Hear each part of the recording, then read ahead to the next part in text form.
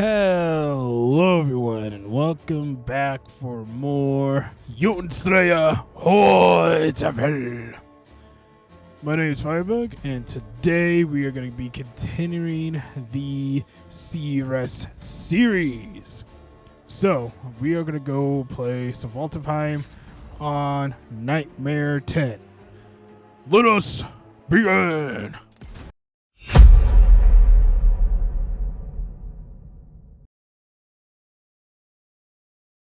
All right, welcome to Seeress Series Part 4. Since we're in Svartalfheim, it makes perfect sense of actually using a certain god in this video. And you're probably wondering, what god should I use? And since I'm in Svartalfheim, the realm of the dwarfs, if I remember correctly, it only makes sense to use Thor, especially with Thor's one ability. Well, I actually use two abilities, but stay with me. There is one ability that Thor has, and it just makes perfect sense to use in this map, and that is Mjolnir, aka Thor's hammer. So, before I begin discussing the entire build, if you haven't watched my previous Seeress series videos, I highly recommend you watching it because I have already discussed most of these abilities, most of these passives, and subclass, blah, blah, blah, blah, in my previous videos. So if you want more in depth about what these previous passives and previous abilities do, then you should really go ahead and go to the link in the description and watch the entire Seeress series. And this is going to be part 4. So, and I didn't want to make this video super long and just rediscuss everything. If I've already discussed it in my one video, I don't have to rediscuss it in the other. That's the idea. So, but the goal of this entire series is trying to find the best Seeress build. So that's what we were trying to do.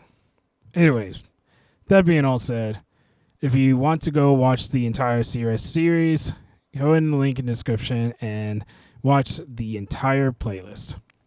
All right. Now let us discuss the entire build, which I'll show you on screen right now. And yes, it looks a lot. This is a really big build, and I'm kind of surprised that it kind of worked out the way it did.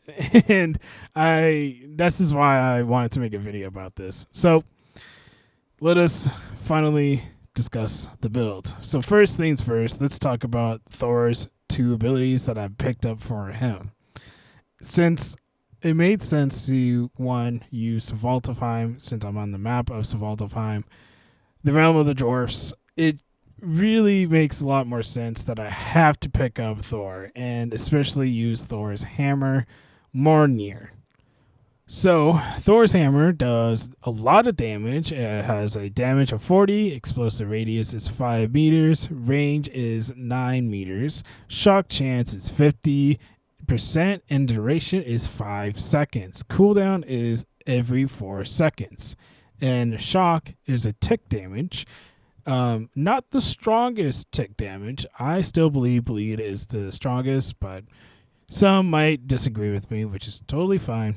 But shock is not too bad. Shock just has a tick damage that you can apply to enemies, and it does just a little bit more, tick damage. All right, now let us go for Thor's second ability. Thor's second ability is Thunderstorm. Thunderstorm does 45 damage, strikes 1, radius is 4 meters, and cooldown is 2 seconds. So the reason why I like Thor's hammer and the Thunderstorm the most is because they're the highest damage abilities, and they have actually decent cooldown. So those are my two favorite. Other Thor abilities are not that bad, but these are like my top favorite for Thor. I'll discuss more about Thor's passives later, but now let us talk about the third god ability that I picked up. It is from Freya. Freya's ability is the Valkyrie Descent. I've already kind of discussed about this, but I'm going to just quickly go over it again. Damage is 35, secondary damage is 6, area is 4, slow chance is 100%, duration is 6, and the cooldown is 2 seconds. So there you go. Pretty strong in my opinion. And do not worry, I'll discuss why I picked up Freya once I get to the passives. But now let us talk about Seeress's class abilities that I picked up. So I picked up Mind Blast and Thorns, which I already kind of discussed in my previous videos again. So I won't go into the details, but the reason why I pick up these abilities is because these are like the two strongest class abilities that Seeress has. Mind Blast has good AoE once you reach level 15, and it does a lot of AoE damage. Thorns also has a lot of AoE, but it's not as strong as the other AoE class ability, like the Dark Wisps. So the Dark Wisps are the best of the Seeress AoE kind of area, but I used Thorns this time because I wanted to just dish out more damage. So if you want to do that, then go with Thorns and Mind Blast.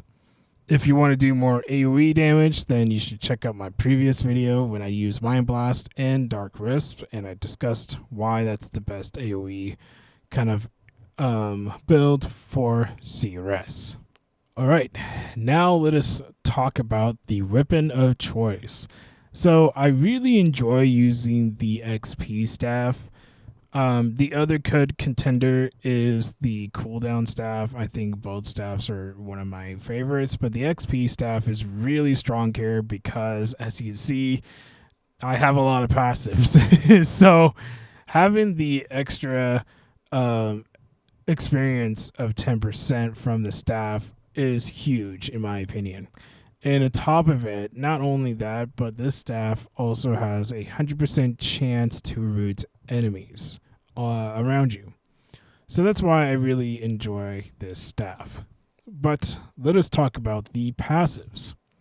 Alright, first is Freya's passive, which basically enhances more of your experience gained by plus 17%.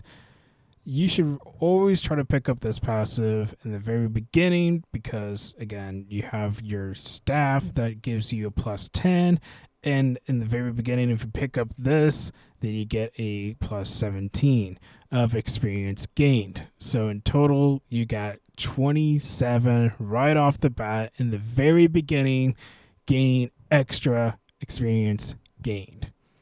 Next up is this passive, which again, I've already discussed this before, but what it does is gives you double cast by plus 5%, and it heals you by 7 HP by every time you trigger double cast. Next up is Worthy Opponent. Basically what this passive does, and it grants you a little bit more damage by plus 5%, but this is really good against elites because it says damage versus elites is a plus 20%. Another reason why you should always kind of pick this up is because some maps like this, like in Svartalfheim, there are certain objectives that you have to actually kill elites. So it just makes a lot more sense to pick this up. Yes, I could have not have picked up Odin, and picked up Nidhogg so I can actually get more damage overall. But the reason why I didn't pick up Nidhogg is just because of, again, there is a certain objectives that you actually have to kill the elites. The other objectives just will take too long. And the idea is you only have 20 minutes to beat this area. There's times that I've lost in Svartalfheim, not because I died or anything, but it's because I wasn't fast enough to clear these objectives. And there is actual elites that you have to kill. So that's why I picked up the Worthy Opponent, and that's why I picked up Odin. All right, moving on. So Freya has a passive that grants you more double cast, and it increases by 7 to up to 21%. Again, more double cast the better, because every time you proc double cast, then you can heal, and you can also throw not just one ability but two abilities in one cooldown. Next up is Thor's passive explosive nature. Chain lightning on each attack. This just helps you clear lots of these smaller minions. So you could just have a faster way to clear enemies. It's pretty good. The cooldown's pretty short, and you can trigger it a lot of times. It's actually really useful. All right, next up is this passive. So Thor and Freya actually have stun chances. So Freya's stun chance is when enemies hit you, when you get hit, you have a chance to stun the enemies. So, and I realized that since Freya and Thor have it, might as well pick these up. And you only have to put 1 point in it, and the stun chance for Freya is only 20%.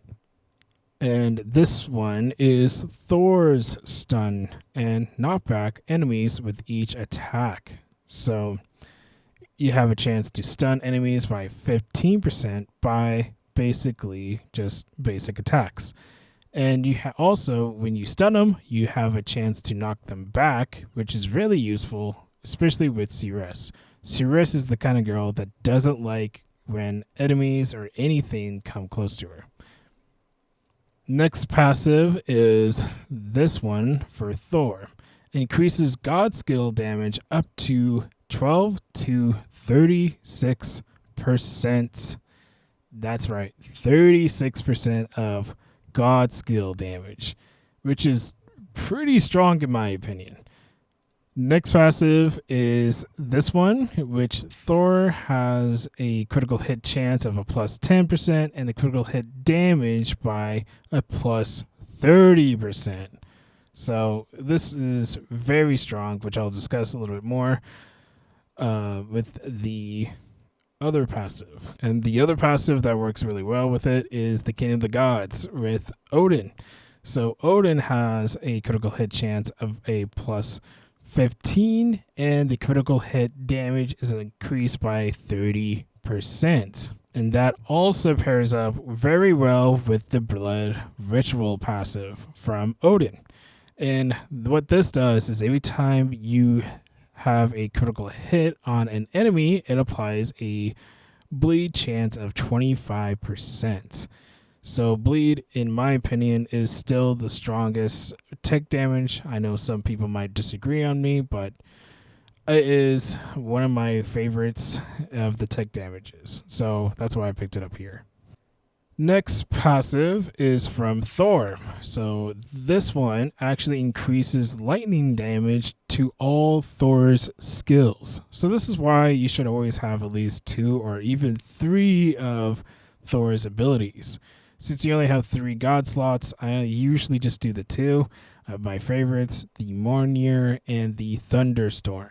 That is usually the best combo in my opinion. One of them does a lot of AoE damage. The other one is just good for against elites, tanks, anything that has a lot of health that's in front of you or around you.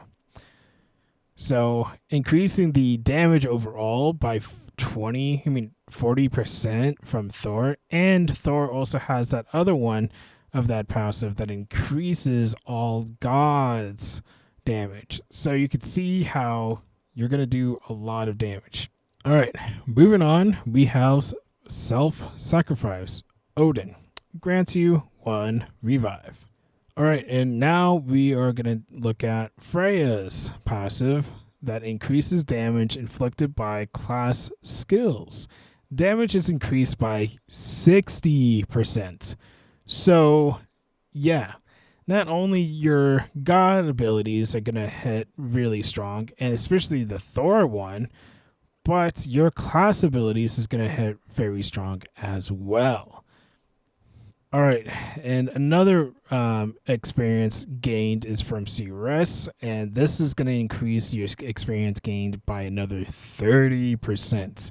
So we have a 10, and we have a 17, and we have a 30. That is a total of 57% experience gained. So yeah, if I didn't have the staff, then that would only be a 47%. But yeah, you can see how that staff increased it by 57% of just increase experience, which we kind of need because, again, there's a lot of passives.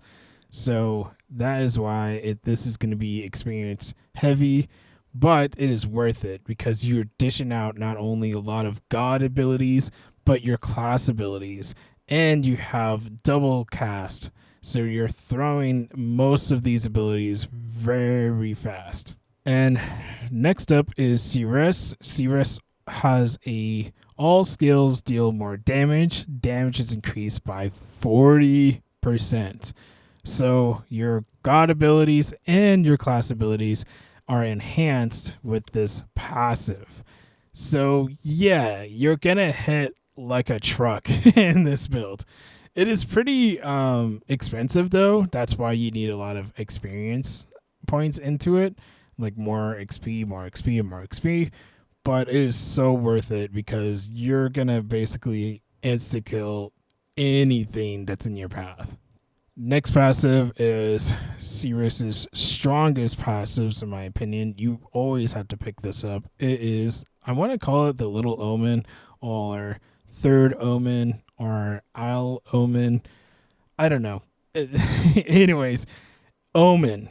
I'm just going to call it Omen or Little Omen. I like the Little Omen because I think it's funny.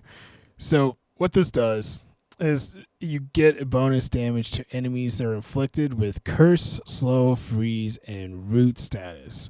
If you notice that Thor doesn't really have any of those, but your class abilities does, and Freya's ability does. That's why you just get increased by damage overall of a 10. So it's pretty good in my opinion. All right, next passive, and I usually get this passive by the end, right? Since I'm surviving, I have most of my abilities up, and I'm not going to waste my Eldritch Wards. I usually pick up the time manipulation. I don't know why I struggle with words, but basically what this does is every time you have your Eldritch Ward that is unused, if you don't know if you have used or unused Eldritch Wards, you should see above my health bar these purple or / bluish kind of crystals above my health bar. Those are my Eldritch Wards. So the more you have, the less cooldown that you actually get. So if you haven't used all your Eldritch Wards, you actually gain cooldown by 7%, and you actually gain attack speed by plus 7%. And it's stackable. So the more Eldritch Wards that you don't use, the better. Because now you can utilize the double cast even more proficient, and all your cooldowns are decreased by a plus 7 by every Eldritch Ward that you have. Next passive is the Dark Tidings. This does is increase the explosion radius. So the increased attack explosion radius is attack damage is a plus 5 and attack damage range is a 35%. So why is this such an important? Because it enhances a lot of the times that you need to stun an enemy, push them back with Thor's passive with your basic attack. This is why it's pretty useful, and it has a stronger radius, so it can not only just hit one person, but you can hit multiple people with your basic attack. And since you have more attack speed by the end of the video, or close to the end, then this would work very well. All right, and the last passive is the Ward Effectiveness.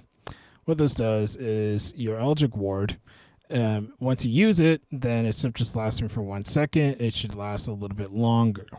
And the duration is increased by 120%.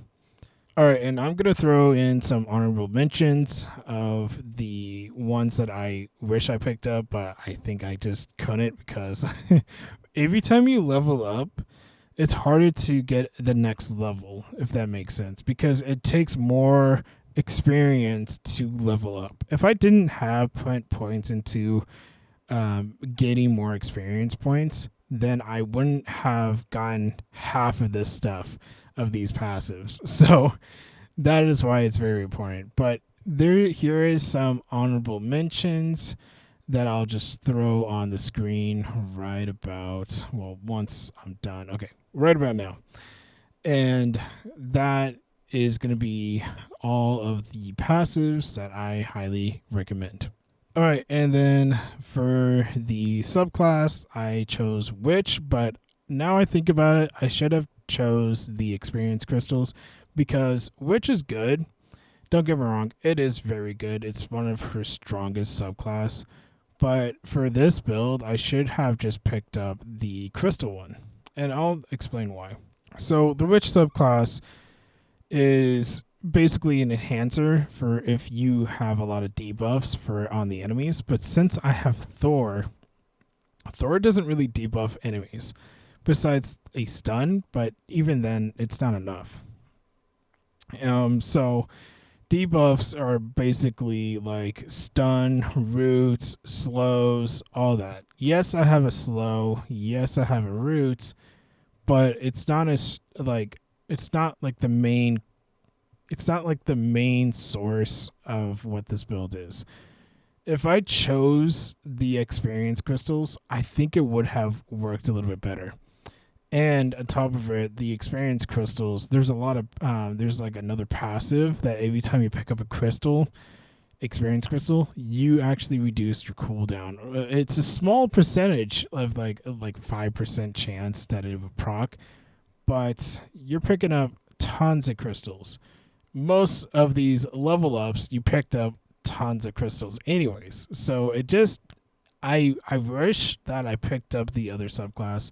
I don't know why I picked up the Witch one. Don't get me wrong. The Witch one is her best one, but it just doesn't work in this build because I have Thor.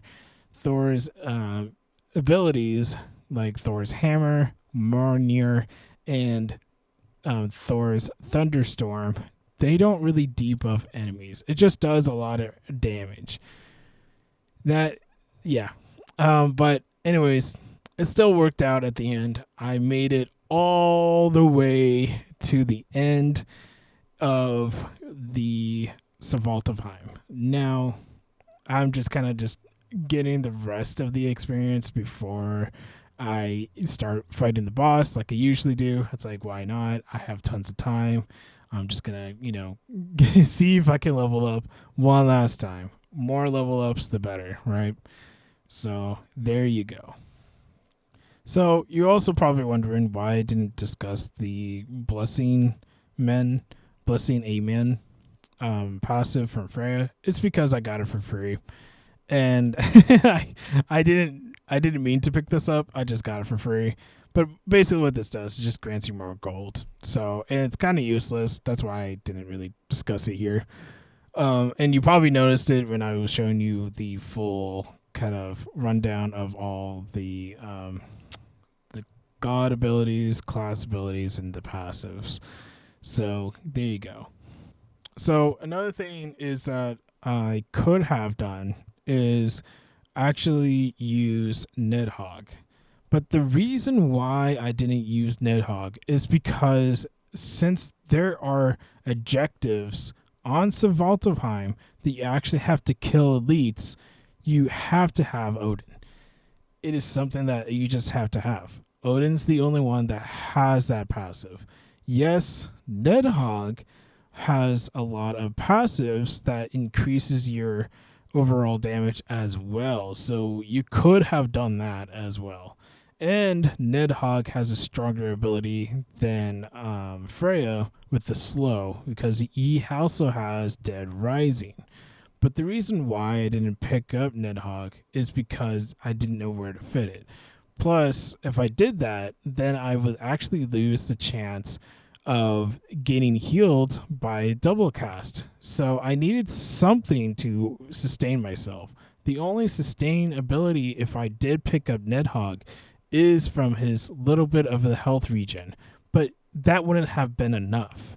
So Odin makes a lot more sense because every time you proc a double cast and you can pair it up with Freya, you can heal off of it. Since I don't have Scotty that's freezing and healing, you can see the problem.